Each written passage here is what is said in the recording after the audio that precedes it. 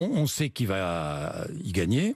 Hein, les 25% des retraités les plus modestes, Oui. les femmes, Oui. mais on ne sait pas qui seront les perdants. Les carrières hachées aussi, quand on a moins de 150 heures par trimestre, c'est des choses importantes, hein, parce que c'est beaucoup de personnes qui, au fond, sont fragiles, travaillent insuffisamment pour rentrer dans le système, et donc l'idée de se dire, ce qui était au cœur du projet qu'a porté le candidat Macron, puis le président et désormais le gouvernement, c'est de dire que chaque heure travaillée ouvre des droits, que rien ne passe à travers les mailles du filet, que tout est comptabilisé. Et c'est vrai que ça améliore franchement la situation pour des gens qui ont des carrières hachées compliquées.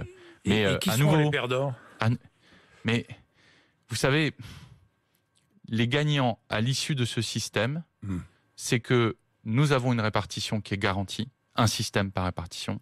Nous avons une pérennité financière du système qu'aujourd'hui nous n'avons pas, et surtout un peu de lisibilité. Moi, j'ai 42 ans, je suis incapable de vous dire, Jean-Jacques Bourdin. Et moi, j'ai eu une carrière assez hachée, pas totalement linéaire. J'ai été au RSI parce que j'ai créé des boîtes, donc j'étais pas salarié. J'ai eu des statuts différents. Je suis incapable de vous dire aujourd'hui quand est-ce que je vais prendre ma retraite et quel en sera le montant.